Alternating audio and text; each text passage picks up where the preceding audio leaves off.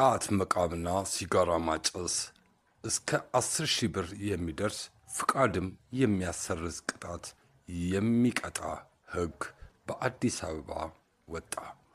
የአዲስ አበባ መስተዳድር በዚህ ሳምንት አንድ ሕግ አውጥቷል። ይኸውም በተርሚናል አሰራርና ቁጥጥር ደንብ ቁጥር 186 አጽድቋል።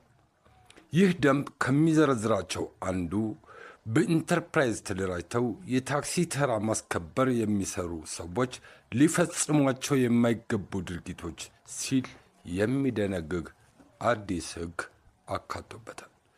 ከዚህም ውስጥ አንዱ ሲጋራ ማጨስና ጫት መቃም ነው።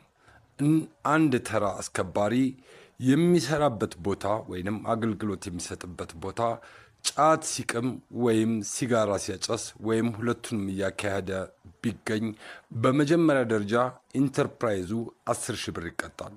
ከዚያው ኢንተርፕራይዝ አባል የሆነ ሌላ አባል ጫት ሲቅም ወይም ሲጋራ ሲያጨስ ወይም ሁለቱንም ሲከውን ቢገኝ ኢንተርፕራይዙ ፍቃዱ ተሰርዞ እዛ ቦታ የታክሲ ተራ ማስከበሩን ወይንም አገልግሎት መስጠቱን እንዳይሰጥ ተደርጎ ይከለከላል። ስለዚህ የታክሲ ተራ አስከባሪዎች ይህን ሕግ ከወጣበት ጊዜ ጀምሮ ታክሲ የምታስከብሩበት ቦታ ጥንቃቄ ልታደርጉ ይገባል።